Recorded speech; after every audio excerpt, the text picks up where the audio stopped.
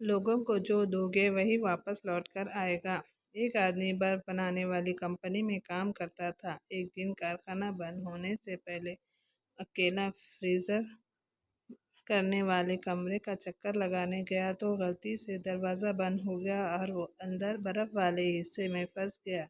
छुट्टी का वक्त था और सब काम करने वाले कारीगर अपने अपने घर जाने लगे कि किसी ने भी अधिक ध्यान नहीं दिया कि कोई अंदर फंस गया है।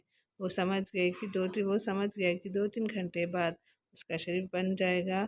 जब मौत सामने नजर आने लगी तो मालिक को सच्चे दिल से याद करने लगा, अपने कर्मों की क्षमा मांगने लगा और कहा, मालिक, अगर मैंने जिंदगी में कोई एक काम मानवता व धर्म का किया है तो तुम मुझे यहाँ से बाहर निकालो। मेरी बीवी बच्चे मेरा इंतजार कर रहे हैं।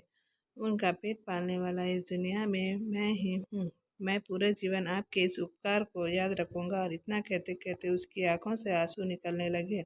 1 घंटा ही गुजरा था कि अचानक फ्रिज रूम में से खट खट की आवाज हुई। दरवाजा खुला। चौकीदार भागता हुआ आया, उस आदमी को उठाकर बाहर निकाला और गर्म हीटर के पास ले गया। उसकी हालत कुछ देर बाद ठीक हो गई तो उसने चौकीदार से पूछा, आप अंदर कैसे आए? चौकीदार बोला कि साहब, मैं 20 साल से यहाँ काम कर रहा हूँ।